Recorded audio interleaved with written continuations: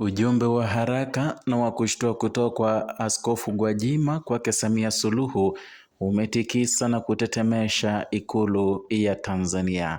Hujambo na karibu kwa taarifa zetu za TanzaPulse, na ikiwa ni siku yako ya kwanza hapa, tafadhali subscribe. Askofu mkuu wa Kanisa la Ufufuo na Uzima Josephat Gwajima ametoa kauli kali na utikisa mjadala wa uongozi nchini Tanzania, akisema uongozi wa kizazi cha sasa unatofautiana na ule wa awali kwa sababu viongozi wengi wamegeukia kujilimbikizia mali binafsi badala ya kuongoza wananchi kuzipata kwa pamoja.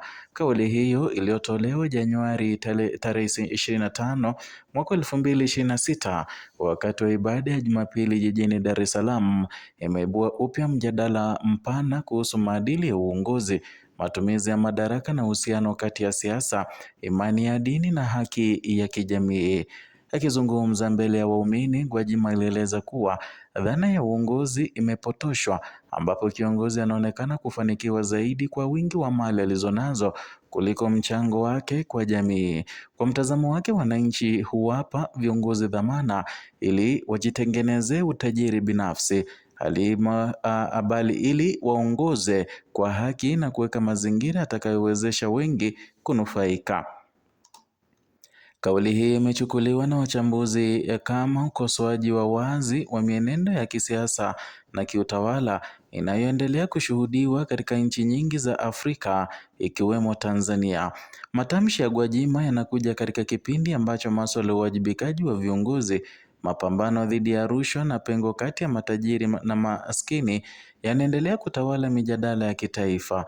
Ripoti ya Transparency International ya mwaka wa 2024 ilibainisha kuwa rushwa na matumizi mabaya ya madaraka bado ni changamoto kubwa katika nchi nyingi za Afrika Mashariki, licha ya juhudi za kisheria na kisera zinazochukuliwa na serikali mbalimbali. Kauli za viongozi wa dini, hasa wale wenye ushawishi wa kijamii, mara nyingi huchukuliwa kama sauti mbadala ya maadili katika mazingira ambayo taasisi rasmi zinaonekana kushindwa kujibu matarajio ya wananchi.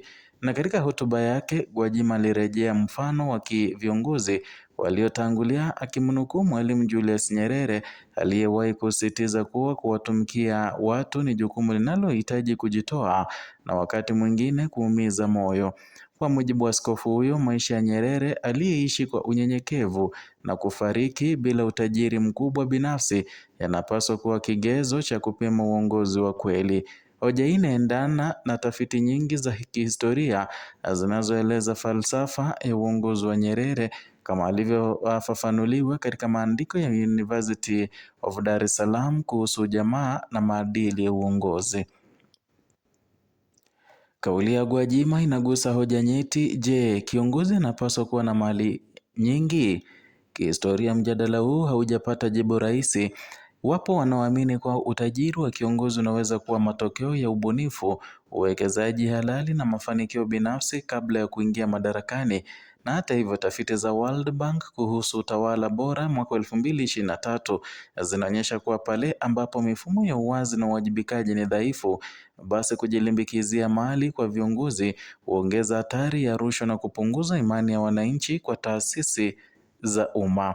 Gwajima alisisitiza kuwa tatizo si kuwa na mali bali pia ni mwelekeo wa uongozi na waacha wananchi kwenye shida huku viongozi wakistawi.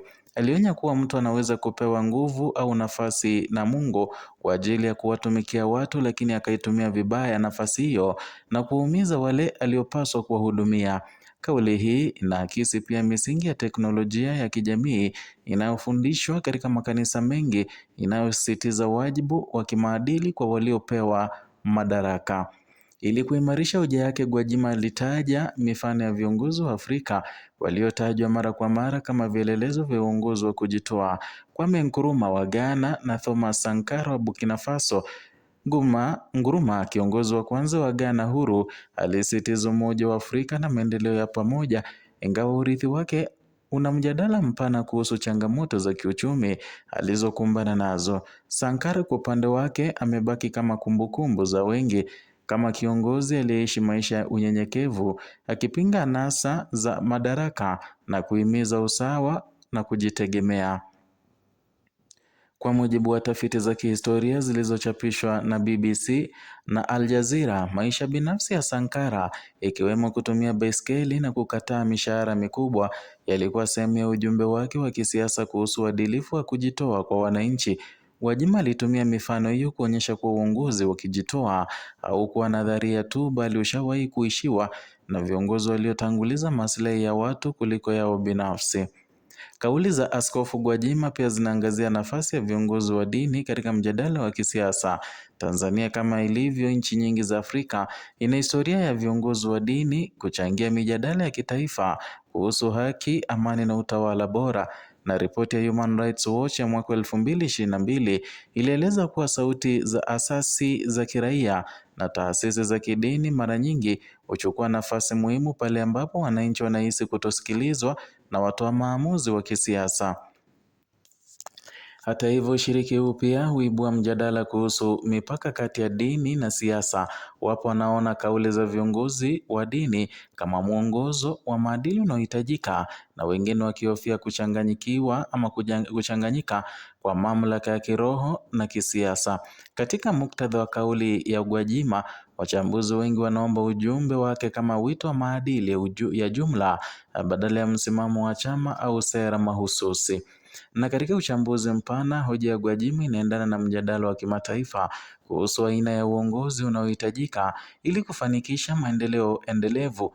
Ripoti ya United Nations Development Program ya mwaka 2023 kuhusu utawala jumuishi ilibainisha kuwa nchi zinazopiga hatua kubwa za maendeleo ni zile zenye viongozi wanaoonekana kuwajibika, kuishi karibu na wananchi na kutanguliza huduma za umma kuliko maslahi binafsi. Na kwa Tanzania, mjadala huu una uzito zaidi kutoka kwa historia yake ya kujenga taifa kwa misingi ya usawa na mshikamano wa kijamii.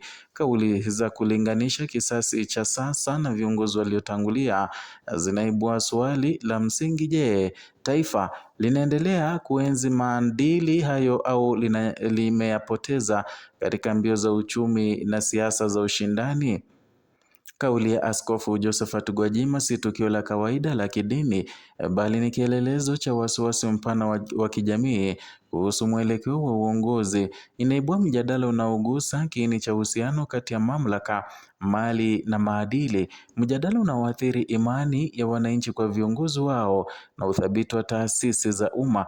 Na katika kipindi ambacho changamoto za kiuchumi na kijamii zinazidi kuongezeka, wito wa uongozi wa kujitoa unapata uzito mpya kama kigezo cha kupima uhalali wa uongozi. Na iwapo ujumbe huu utachukuliwa kama fursa ya kujitathmini au utaishia kuwa na kauli nyingine inayopita katika mzunguko wa habari, bado ni swali wazi.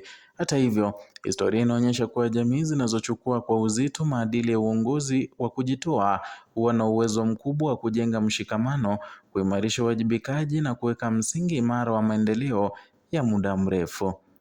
Ni hayo tuliyokuandalia kutoka hapa TanzaPulse, channel yako pendwa inayokuletea taarifa hizi pamoja na zingine kwa kina, bila kuyumbisha, bila kupindisha wala kuegemea upande wowote. Zidi kuwa nasi kwa taarifa zingine zaidi. Jina langu ni Edwin.